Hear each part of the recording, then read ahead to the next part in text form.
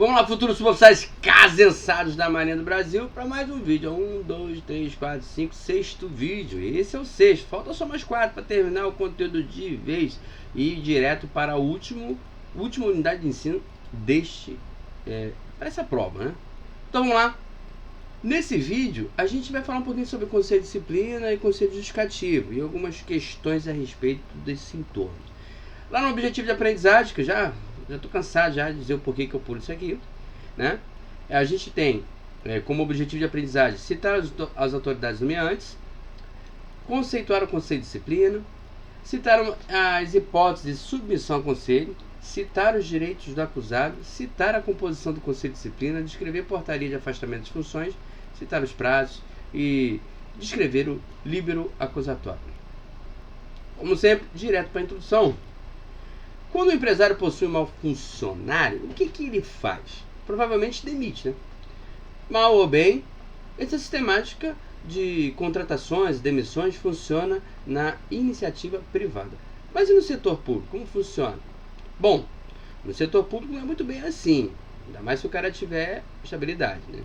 Nem de um lado, nem de um outro. Na administração pública, a investidura em cargo ou emprego público depende da aprovação prévia em concurso público, de provas ou de provas e títulos. De acordo com a natureza e a complexidade do cargo ou emprego, na forma prevista em lei, ressalvada as nomeações para cargos em comissão declarado em lei de livre nomeação e exoneração. Isso está lá no artigo 37, inciso 2 da Constituição. Logo, para o exercício do cargo efetivo, a pessoa deverá ser previamente selecionada através de um concurso público. Entendi. E a demissão como funciona? Bem, o servidor, ao garantir a estabilidade, somente poderá ser demitido através de um processo administrativo com direito ao contraditório e ampla defesa. Neste vídeo, nós começaremos a ver os procedimentos relativos ao conceito de disciplina, que nada mais é do que um processo administrativo disciplinar efetuado em âmbito militar, cujo destino, principalmente, é julgar a capacidade das praças com estabilidade para a permanência da ativa. Aí eu chamo a atenção para praças, né? Porque a gente está falando de conselho de disciplina, né? Se for conselho justificativo, substitui praças por oficiais. Autoridade nomeante. Normalmente a autoridade nomeante diz que é o comandante da UEM, né? A nomeação de conselho de disciplina por deliberação própria ou por ordem superior é da competência aí do oficial general em cargo de comando correspondente, posicionado na linha de subordinação direta do guarda-marinha ou suboficial da ativa a ser julgado. Por que guarda-marinha está aqui nesse rolo? Porque o guarda-marinha, ele é um praça especial, ainda não é, ele faz parte da oficialidade, mas não é um oficial, ele é um praça especial. Então, conselho de disciplina cabe a suboficiais e guarda-marinhas. É competência do comando do distrito a que estiver vinculada a praça da reserva remunerada reformada a ser julgada. Veja bem, aqui sim, tá? Reserva remunerada ou reformado pode ser julgado com conselho de disciplina, tá? Tá na reserva. É um exemplo clássico, por exemplo, o camarada foi condenado por pedofilia. Então, quando for apurar, o camarada já estava na reserva, não tem problema. Conselho de disciplina e expulsa, né, o velho guarda da marinha. Ele vai cumprir a pena dele no paisano e vai ser expulso, perdendo as prerrogativas, a condição militar e também o PG. Também a competência do comandante ou autoridade com atribuições equivalentes estabelecidas no regimento interno da OM respectiva, no caso das demais praças com estabilidade segurada. Então, oficial general, guarda-marinha e suboficiais. Comando do distrito, pessoal da reserva. E os outros, qualquer comandante de OM. Né? Então, a gente já tem definido aqui as autoridades nomeantes para abertura do conselho de disciplina. Né? Não esqueça, o oficial general está para guarda-marinha e suboficiais, o comandante do distrito está para o pessoal da reserva e reforma, e o restante das praças, o comandante com autoridade para tal. O comandante da OM. Agora, conceito. Trata-se de um processo disciplinar de caráter administrativo, independente da ação penal, podendo, entretanto, tornar-se peça a ser utilizada na instrução do processo criminal da Justiça Militar, caso as acusações provadas e consideradas procedentes constituam ilícito penal militar. O Conselho de Disciplina é previsto pelo Decreto número 71.500, sendo aplicadas subsidiariamente as disposições no CPPM. O Conselho de Disciplina é destinado a julgar a capacidade dos guarda-marinhas e das praças com estabilidade assegurada para a permanência na ativa. Aí você fala, pô, guarda-marinha, cara com estabilidade? Tem sim. Se ficar difícil você compreender isso aqui, observe o segundo sargento que passa na prova do Alfa-Alfa. Em um momento ele vai ser guarda-marinha com estabilidade. Então, não é nada esdrúxulo não, tá? Então, vamos lá. Como também das praças reformadas ou reserva remunerada, presumivelmente incapazes de permanecer na situação de inatividade em que se encontram, criando-lhes, ao mesmo tempo, condições para se defenderem. Porque tem que ter o direito ao contraditório. Submissão ao conselho. Aí o artigo 2º daquele decreto que a gente falou anteriormente enumera as hipóteses da submissão do conselho de disciplina. São elas: artigo 2. É submetido ao Conselho de Disciplina, ex officio, a praça referida no artigo 1º do seu parágrafo 1. 1. Acusado oficialmente ou por qualquer meio lícito de comunicação social de ter. Quais condições, tá? Foi comunicado oficialmente por qualquer meio lícito, ou seja, qualquer meio que seja reconhecido, né? Vamos lá. Ele é acusado de quê? Ter procedido incorretamente no desempenho do cargo, ter tido conduta irregular ou praticado ato que afete a honra pessoal, o pundonor militar e o decoro da classe. A Marinha é sempre muito preocupada com o pundonor militar e o decoro da classe. 2. Afastado do cargo, na forma dos estatutos militares, se tornar incompatível com o mesmo ou demonstrar incapacidade de exercício das funções militares a ele inerentes, salvo seu afastamento é decorrência de fatos que motivem sua submissão ao processo. 3. Condenado por crime de natureza dolosa, não é culposa, é dolosa, não previsto na legislação especial concernentes à segurança do Estado, em tribunal civil ou militar, a pena restritiva de liberdade individual até 2 anos.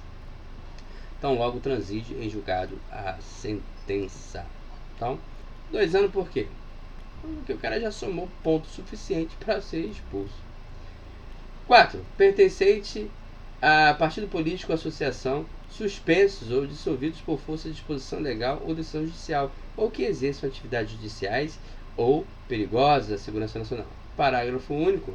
É considerado, entre outros, para efeito deste decreto, pertencente a partido ou associação a que se refere este artigo, a praça das Forças Armadas que, ostensiva ou clandestinamente, estiver inscrita como seu membro, prestar serviço ou angariar valores em seu benefício, realizar propaganda em suas doutrinas ou colaborar por qualquer forma, mas sempre de modo inequívoco ou doloso em suas atividades.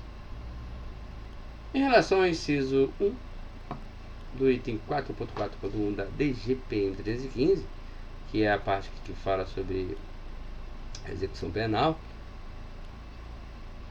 nos explica um pouco melhor sobre o entendimento de cada linha. Procedimento incorreto no desempenho do cargo.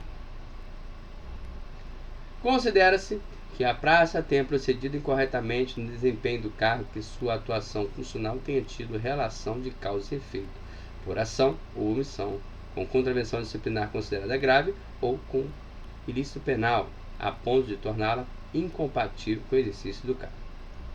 Tido conduta irregular.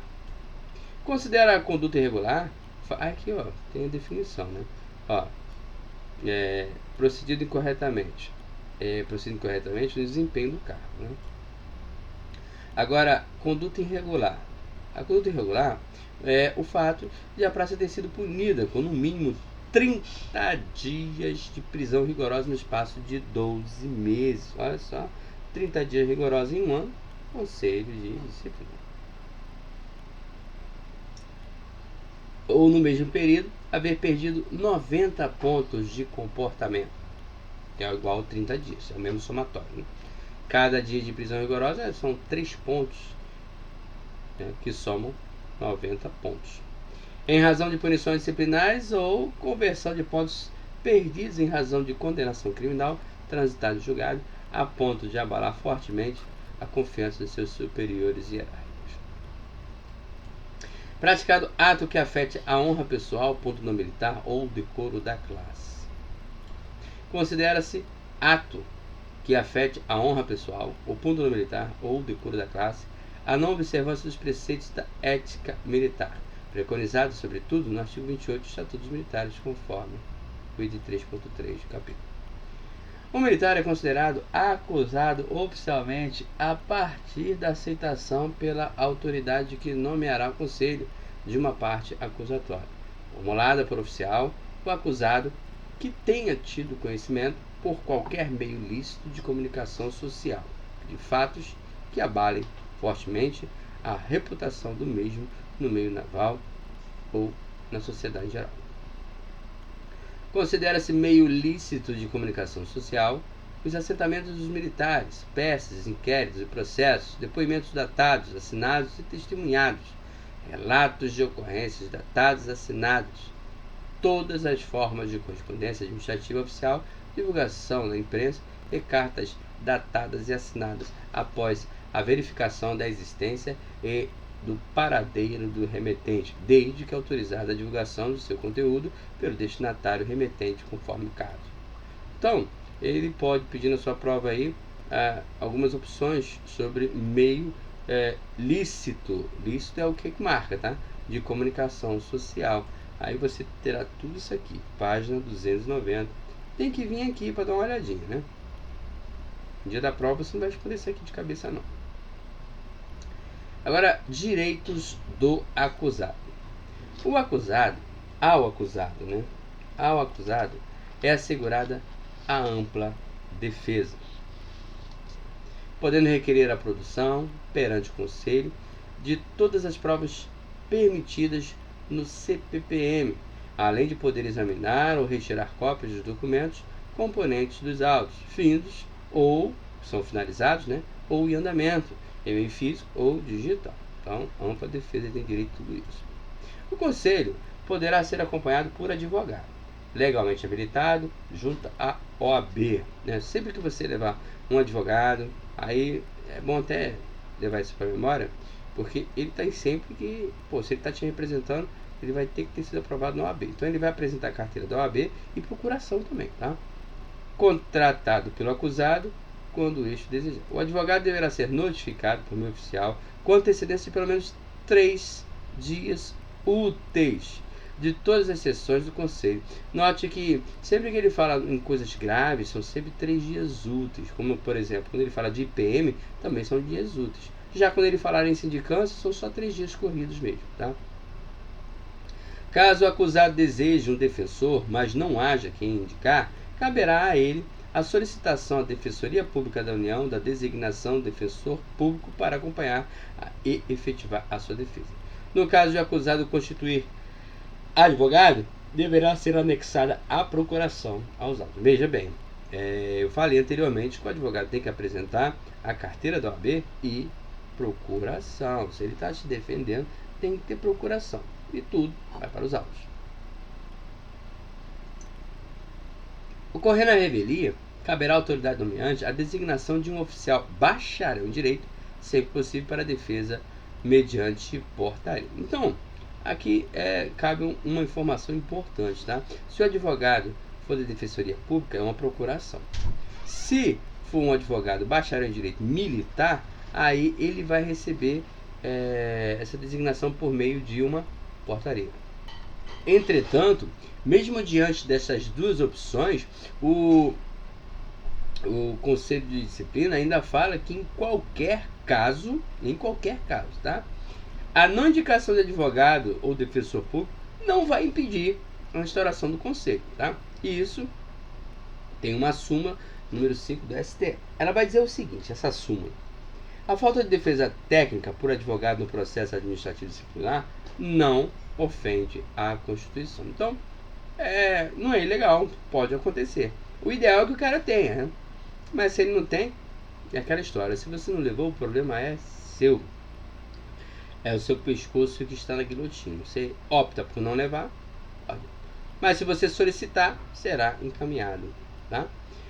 E não ofenderá os princípios do contraditório e da ampla defesa, desde que o acusado, de forma voluntária e formal, por meio de declaração, dispense tal prerrogativa. Veja bem, aí ó. Se ele não quiser, o problema é dele, tá?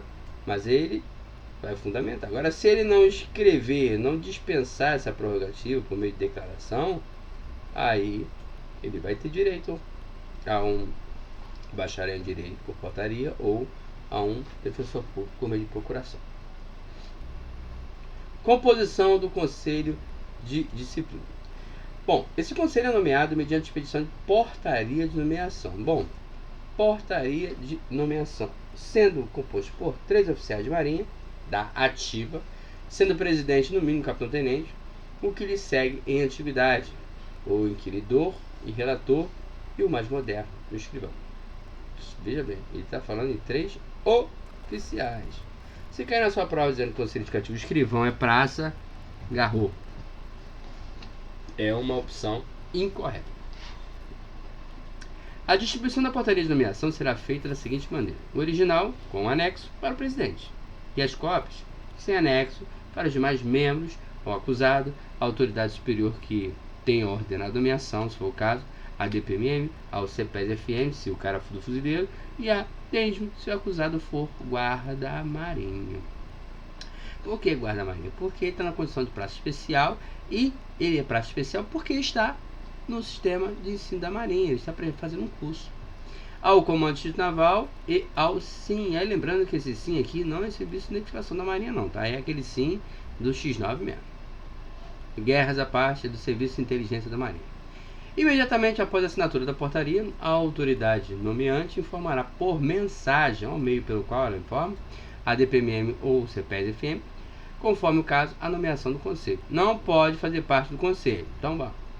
O oficial que formulou a acusação. Não pode. Também os oficiais que têm entre si, com o acusador ou com o acusado, parentesco consanguíneo ou afim, na linha reta ou até 4º grau de consanguinidade colateral ou natureza civil. Se isso acontecer, eles podem, o advogado do Candango pode até anular o processo, né? E também não pode oficiais que tenham particular interesse nas decisões do Conselho.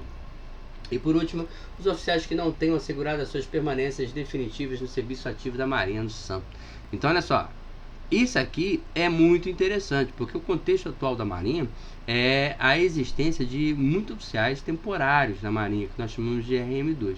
Então, quando ele diz aqui para o Conselho de Disciplina, eu diria, olha só, oficiais que não tenham assegurado sua permanência definitiva de serviço, ou seja, não pode ser oficial temporário. Eu diria que esse item aqui deveria ser ostensivo a questões do conceito, né, dos praças, e também na avaliação geral dos mesmos prazos. Se o Conselho de Disciplina existe essa prerrogativa, por que não na etapa dos conselhos? Mas enfim.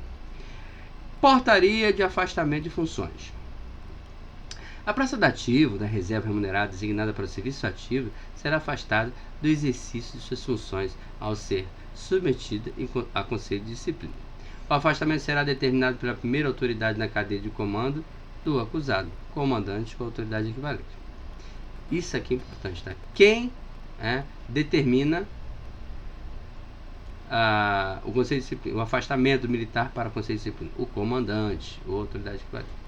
A distribuição da portaria de afastamento das funções será feita da seguinte maneira: o original com o cliente, original com o ciente, datado e assinado pelo acusado.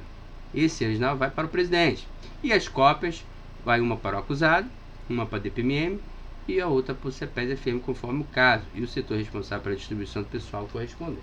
Eu considero isso aqui um tremendo engano, né? Olha só, distribuição da portaria de afastamento de funções, né? O afastamento de funções é algo que afeta diretamente ao acusado. Então, no meu entendimento, o acusado deveria ficar com o original, né? Mas eu não faço o regulamento, nem tenho conhecimento técnico para isso. São é uma opinião minha, não vai cair na sua prova a minha opinião. Vamos lá. A portaria de afastamento das funções deverá ser transcrita nos assentamentos do acusado, ficando mesmo privado do exercício de qualquer função militar, até a solução expedida pela autoridade nomeante. A reassunção das funções deverá ser efetivada por meio de portaria. Se ele saiu por meio de portaria, afastou por meio de portaria, por regresso, tem que ser também por força de portaria. Da mesma autoridade que determinou o afastamento, que deverá ser transcrita também nos assentamentos do militar. Os autos do Conselho de Disciplina serão classificados como informação pessoal. Olha só, tudo que tem seus dados hoje é informação pessoal, tá? Sigilo, né? Quanto ao sigilo, informação pessoal. Nos termos do artigo 4º da Lei 12.000, essa Lei 12.527 é justamente a lei que trata do conteúdo da informação digital. E é regulamentado também, informação digital pessoal, que é regulamentada por esse decreto. Isso aqui não faz parte do nosso conteúdo. Isso aqui faz parte do conteúdo da informação pessoal. A autoridade nomeante poderá atribuir grau de sigilo superior, observadas normas para salvaguardas de assuntos sigilosos. Prazos. O Conselho deverá ser instaurado tão logo as autoridades que tiverem competência para instaurá-lo venham a tomar conhecimento do fato e enseje a sua abertura, de modo a evitar que não haja prejuízo à hierarquia e à disciplina, bem como a eventual prescrição dos fatos.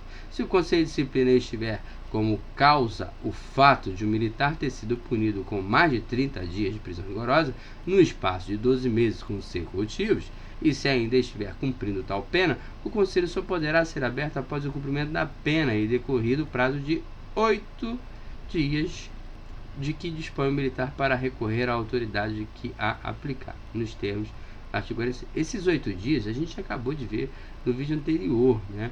Que é para ele pedir reconsideração. Aí, na verdade, ele pede 8 dias para a autoridade nomeante, que não vai dar, ou dá. Aí depois ele pode pedir para o Comissup e assim vai até se eu não me engano, é o Charles Mike. Vejamos os demais prazos envolvidos no Conselho de Disciplina.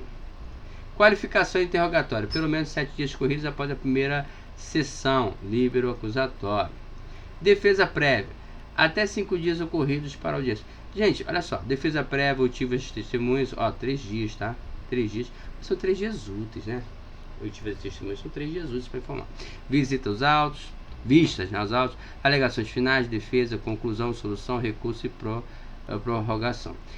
Veja bem, qualquer coisa que venha sobre prazo de conselho de disciplina, a gente tem um quadro aqui elencando todos os prazos. Então não precisa de você ficar tentando decorar isso daqui. No dia não tem jeito, você vai ter que vir nesse quadro para ver se a quantidade de dias é certa. A maioria é 8 dias, só que eu tenho 3 dias, eu tenho 30, tenho 20, tenho 10, tenho 20. Então não adianta, você não vai decorar isso aqui. Esteja ciente que existe prazo de qualificação, interrogatório, defesa prévia, oitivas de testemunhas, vista dos autos, alegações finais de defesa, conclusão, solução, recurso e prorrogação. Tudo isso aí tem prazo dentro da DGPM 315, que aqui fala sobre execução penal e também esses assuntos de PM, sindicância, conselho de disciplina, tá? A parte disciplinar. Então, continuando, tá? Qualquer prazo, você vem aqui nesse quadro aqui que está na página 293. A solicitação de prorrogação do prazo deverá ser feita pelo presidente da autoridade nomeante, por ofício ou por mensagem. Isso é importante, ou por ofício ou por mensagem, porque normalmente ou é um ou é outro. Esse aqui ele aceita os dois, tá? Em que serão explanados os motivos da necessidade da prorrogação e o número de dias necessário para a conclusão do trabalho. Em caso de necessidade, por motivo de saúde, que impeça o acusado de participar das sessões do Conselho, isso poderá ser suspenso até o seu restabelecimento, mediante prévia autorização da DPMM ou CPS-FM, se o cara for fuzileiro, com o prazo que lhe restava no momento da suspensão, adotando as providências citadas lá no inciso 436.1 da DGPM 315. Líbero acusatório. Aqui a gente já teve um spoiler, né? Aqui, ó. Líbero acusatório. Qualificação e interrogatório. Então, já tivemos o spoiler. Vamos lá. O líbero acusatório deve descrever com minúcias o tempo, lugar e a exposição do fato ou descrição dos atos que ao acusado são imputados, contendo a acusação de forma clara, objetiva e calcada em provas legalmente admitidas, além do enquadramento deste nas hipóteses previstas. naquele artigo que a gente já falou anteriormente, fazendo-se sempre possível com relação com os preceitos descritos no artigo 27 e 31 dos Estatutos Militares. O livro acusatório deverá conter obrigatoriamente o rol de testemunhos de acusação que os membros do Conselho julgarem necessários para esclarecerem os fatos. Aí, olha só, se cair na prova alguma coisa perguntando sobre o livro acusatório, não se engane. Ele vai falar o texto e perguntar do que se trata. Porque se ele botar livro acusatório, você vai achar na página. Então, aqui ele vai botar o texto e você vai ter que identificar que ele é o livro. Então, o que acontece? O que é específico disso aqui para você identificar? Rol de testemunhas. Se tiver rol de testemunhas, você já vai identificar que é líbero acusatório, tá? E descrição com minúcias, o tempo, o lugar, a exposição, ou seja, descrição específica. Inspeção de saúde. Recebidas as portarias de nomeação, e se for o caso, afastamento das funções, o presidente apresentará o acusado à junta de saúde competente mediante ofício para que seja submetido à inspeção de saúde para fins de justiça e disciplina. Somente na hipótese de o acusado estar com sua inspeção de saúde regular vencida. Então, ele botou inspeção de saúde para fazer, mas isso aqui é em uma situação especial, se ele tiver com a inspeção de saúde vencida.